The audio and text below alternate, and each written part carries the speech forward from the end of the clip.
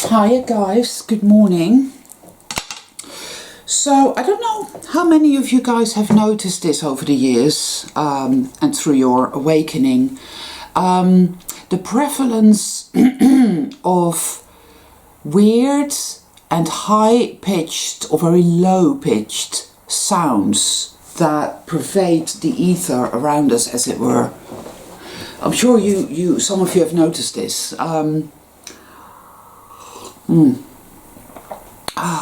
Coffee. Now, just even in the last few days, but I mean, I've felt this way before. It's many years ago when I was in the middle of nowhere in the desert in Morocco, literally in the middle of nowhere, and we were camping out, and I could hear it there, and it's the first time this was, whoa, I don't know, 10 years ago, I think. It's when I became aware really deep within me of this thing I call the dark generator. And it's sort of been with me, that notice has been with me ever since. And it is how mundane reality programming is reinforced very, very much. So, you know, we come across a lot of information about a lot of things, events, possibilities, about who or what we are, about what this experience is, about what reality is or is not. And whilst we're going through that, at the same time, on a daily basis, we are bombarded with energetic, well, with frequencies, you know, that make it very, very difficult for us to focus.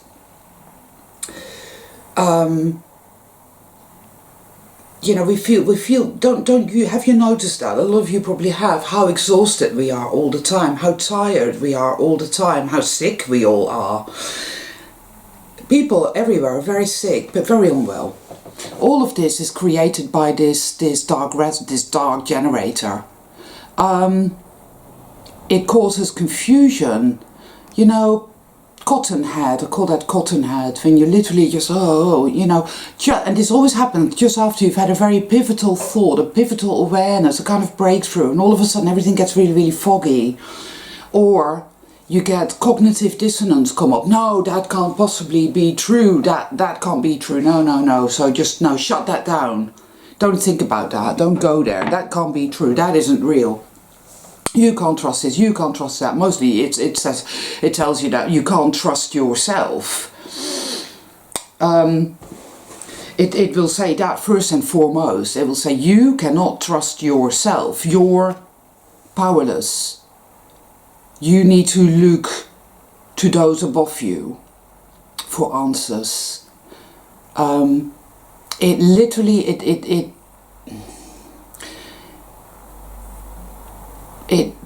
it uses us in every imaginable way whilst broadcasting its dark, insidious energy into us.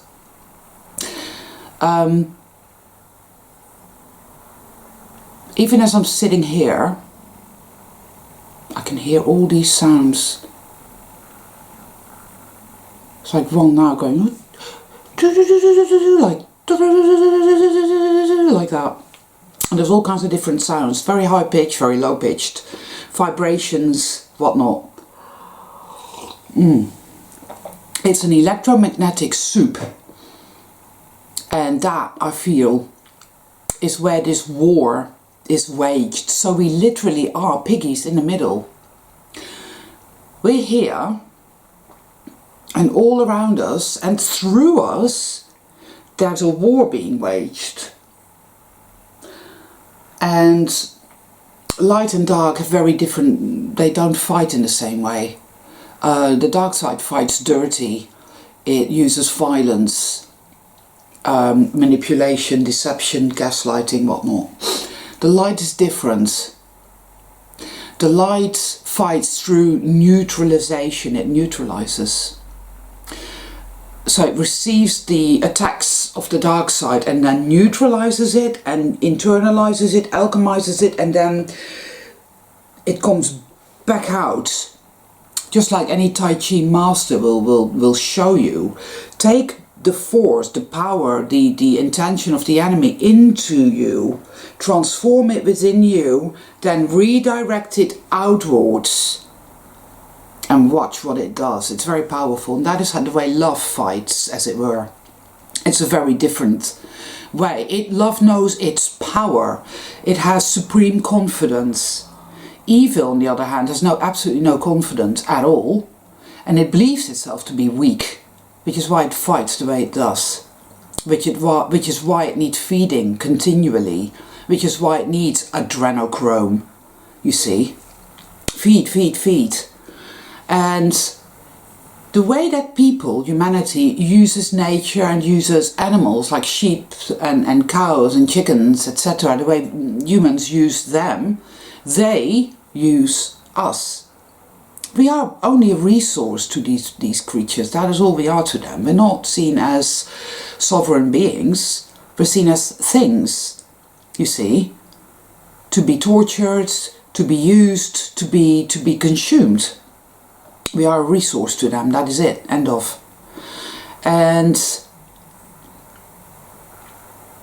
this is very hard for a lot of people to awaken to. The true scope of what's really going on here. You know, it's very difficult for people. They can't handle it, you know. So all this cognitive dissonance comes up. No, that's not true. No, I'm just going to close that door. I'm not going to ever go into that room again. I'm not going to look at that ever again. You're mad. You're crazy. Blah, blah, blah, you know. It's very difficult. There is so much mundane reality programming here because of this electromagnetic soup that we are in. If you took that out of the equation, people would literally just be, wow, yay, I can see it all now. But that is, only true soul travelers can exist in this soup and awaken and heal within it.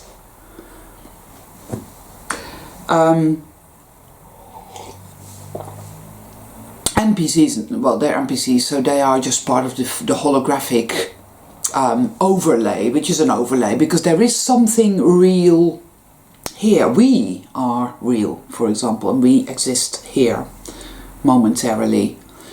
But the overlay is everything that is seemingly happening here. The dark agenda, the Babylonians, the NPCs. There's more and more and more NPCs every day. You know, more and more roads, more and more buildings. They are literally terraforming this realm. That is really what this is all about. Incrementally. They do it incrementally. Because doing it incrementally means everything they do is normalized. You see, hence David Icke always used to call it the totalitarian tiptoe, and this is very true. They do it that way for a reason, because it's normalized. People accept it. Hegelian dialectic. This is necessary. You know, 9/11 happened, and all of a sudden you have millions of people crying out, "Oh, we gotta give up our freedom to be free." You know what I mean? And of course the same sort of thing is happening now. Or is it?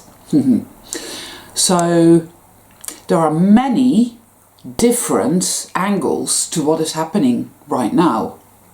And I can feel all kinds of stuff happening. I really can, but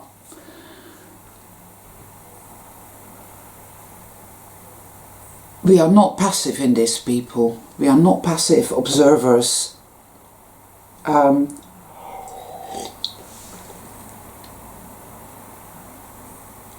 This is so much bigger than the QAnon movement, for example, which may or may not be real. In part, I would say, there is some truth there, but it's fluid. I had a very interesting experience. And I mean, these things happen to me often enough, but the mundane reality programming gets in the way and tells me to second guess it. So and that happens a lot. And I don't go into the second guessing, but there's always that mundane reality programming in situ. It is just that way, and I know that it is mundane reality programming, so I can't make it go away, I can't eradicate it, it just is there. So I have to accept that that is how it is for now, and I just let it sit there, whilst at the same time knowing that I've had an experience of high strangeness. But this experience was undeniable. Now, you know, in a car you have a mirror, you put the flap down above your head and there's a little mirror that you can look at yourself in. Right now, the mirror I had was a normal mirror, so like this. It was a normal, you know, I used to be able to and look at myself, not something I do very often because for obvious reasons. I don't sleep much, and you know, I look at myself and sometimes it's like, oh. Anyway, so the mirror was always normal. It was like a normal mirror. And now it's become this way. It's a bigger, well, I don't even know what to call that. You know, like come from a normal mirror to where you are enlarged. And it's very much enlarged in that I can only see a tiny portion of my face, rather than most of my face in it. And I remember very well because it was only several days before that where I looked in that mirror and it was normal. 4 days later I looked in it and whoa, what the fuck? I went to my friend and I said, did you change the mirror? He said, no, why would I? So it was unmistakable, and it was definitely Mandela effect stuff going on. And it was interesting because I literally was gobsmacked. Don't know why, because this shit happens all the time, but there you go. This is the extent of our mundane reality programming, the dark generator, and its electromagnetic assault on us. Go back to sleep, stay asleep, you know, doubt the veracity of this, you're weak, you're powerless, you know, all of this stuff. Every day, people, boy oh boy. But it happened, and it was unmistakable, and it's undeniable, and there we are. Things have happened as well with regards to my body where I actually feel as if I'm not even in the same body from day to day. So, Then a subscriber of mine, Know Thyself, yes, obviously it's great comments, left me a little clip, a 5-minute clip of something in YouTube, and I looked at that and that was very good, thank you. But something else popped up on the screen either just before or just after, which said your body is a space and time machine. And it was like, yeah, of course it is. And that was massive synchronicity, because that is just exactly what I was thinking when that came up. Boom. So basically, people, we are not stationary in one reality at all. We're traveling. We're travelers, soul travelers, literally. Now, we may actually have a body in each and every timeline. So it is our essence, our soul travelers, that moves through all these layers. And I think that is how it works. I could be wrong. So we're not even in the same body from day to day. So according to our consciousness, we move higher, lower, sideways, left, right. I'm not really quite sure, but every reality is subtly different, very subtly. And we encounter this dark generator, and its severity from realm to realm, as it were, from timeline to timeline, slightly differs as well. It's wow. Now this disentanglement keeps coming up in a synchronicity now for me over and over and over again, and it keeps saying that it is the only way, is non-engagement with reality, as in it's all real and I've got to engage with it and I've got to do this and I've got to do that. I've had lots of tests. I call them tests because these things happen for a reason. So I went online yesterday, looked at my bank account, find out that some company called Now TV, which some of you will know them, has just been taking money out of my bank account. So that triggered me in a massive way. So immediately it's there, and it's saying disentangle. Don't allow, I call this baiting. It's baiting, right? It wants you to get angry, it wants you to get upset. That's how it lives in you then. That's how it has power over you. It wants you to project that outwards to those you love. Mistreat your children, go and beat them because, you know, you're full of rage and it has to find an outlet. Whatever. Shout at the cat. It wants to live, so it baits us. But it's a perfect opportunity for disentanglement. So, I didn't do very well with that particular one. I did say this is going to be a bit of a journey, people. Disentanglement will not happen overnight, but it's a perfect place and time to practice it now, and we will be given this opportunity, I feel, through these events that happen to trigger us. Well, I had to call my bank. It took me forever to get through. They managed to stop the payments. They managed to activate a refund, sort it. Next thing you know, find that my boiler is leaking. You see, it was one thing after another, after another, after another. And yeah, it's all about disentanglement.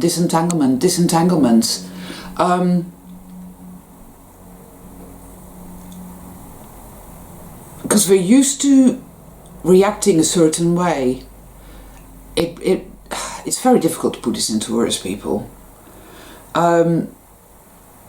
Most of you will understand how this works up to a point, and you're already doing it anyway. But it literally is about adopting a different attitude towards life. To understand that we happen to life rather than life happening to us. There is some sort of symbiosis here. There is a higher side to it all. There is our true self. There is shit happening, and us, instead of reacting with fear and loathing, feeling that, but then stepping back and saying, all right, this will work out perfectly and it will be just fine. And then you get that sense, which I call intuition. It's intuition coupled with you know, what do you call it? Anyway, I'm very tired, guys. I'm slabber. It's the magic, basically, people, because our consciousness has been completely hijacked by this electromagnetic soup. So that we're blind, we're dumb, we're deaf, we cannot see, we're blinkered. And we've been made into these dumb animals here.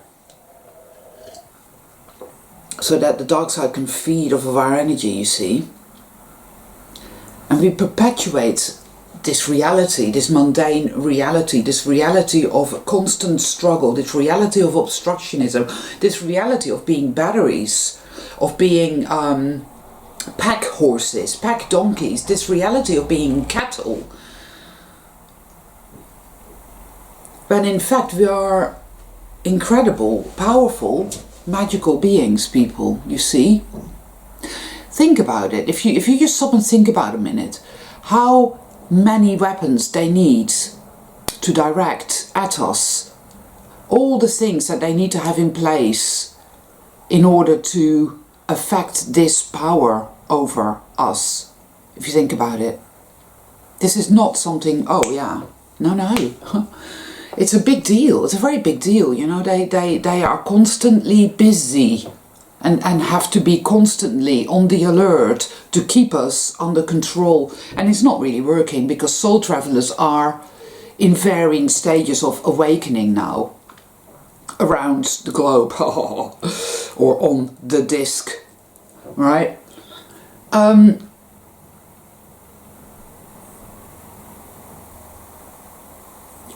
It's like a wave of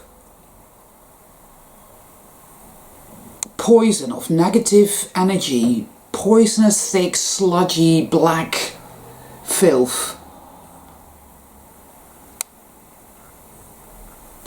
The still point is within us, I know that much.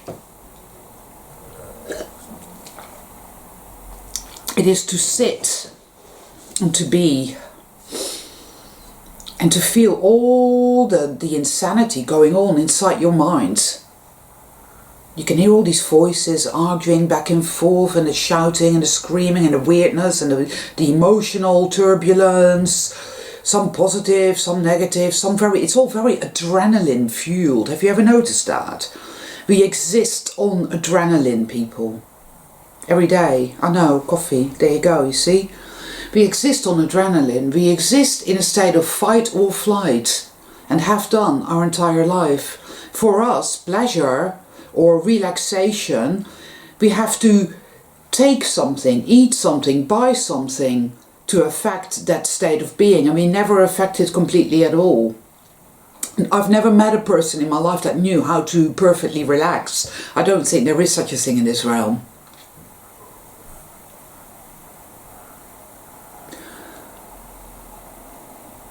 It's done a massive number on us, people. And yet when we remain still and just let it all go, do not give it any power, do not give it our attention, do not give it our power, just keep releasing, letting go, releasing. Instead of, I've got to phone them, I've got to get this sorted out. Yes, of course, they have to be phoned, it has to be sorted out. You have to go there, you have to go and do your food shopping. But you can do it in a very different state of consciousness than you're used to doing it. And I'm talking to myself here as well. I'm not no master of this whatsoever at all. This is very new for me as well, but it's something very much coming up now. Because if we continue to play the game will continue to exist. Yeah?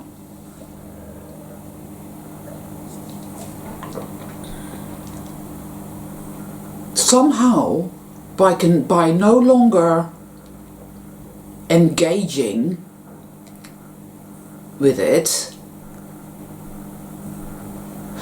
I feel we will neutralize it more and more. And I think therein lies the point. Choose our battles very carefully, because most battles do not need to be fought at all. Most battles need to be relinquished and they will just solve themselves. Yeah? And it's knowing which is which. There are times where you have to stand your ground and say no. But even then, you need to trust that it will resolve itself, right? It's all down to our state of consciousness, people. That's always been the Holy Grail in the middle of all of this. That's why they have to use everything in their arsenal against us, so that we remain as batteries. And imagine if the whole thing would be neutralized through non-engagement and using our imagination effectively to imagine the forces of darkness being purged, being neutralized for good, so that actual reset could happen, right? There's a lot going on at this moment in time, a lot. At first, you know, at first sort of sight, you would think, well, this is the forces of darkness are now taking over completely. But that sort of doesn't add up anyway. Because if you look at the world, how it was maybe a couple of months ago, they're pretty much firmly in place here, you know. It just doesn't quite work that way. It isn't a case of black and white. No, they are not in control now. They are in control, or now they have 80% of control, and it doesn't really work that way. Reality changes all the time, or so it would seem. But you see, it's because we are in this reality one day, and another reality another day, and so forth and so on. And if we want to reach the level of reality where reset lives, then all we can do is work on our internal plane, because we cannot change the world, but our world will change forever. See, it's all in here, it's not out there. And I think something is guiding this process. I call it the Great Mother. Something is guiding us every inch of the way, so we are not alone in this. Because I know a lot of people, including myself, they well, that's really difficult, really complicated, and what if I get it wrong, and then ooh, and ah. But I don't think that will happen. This is a quest, you know, and everything that is happening now is very meaningful. It's significant. It's a gateway. That is what it is. There is more awareness now than ever before. For a lot of us, yeah? This comes from a lot of stuff that's been revealed with regards to the Babylonians and the pure evil that it is.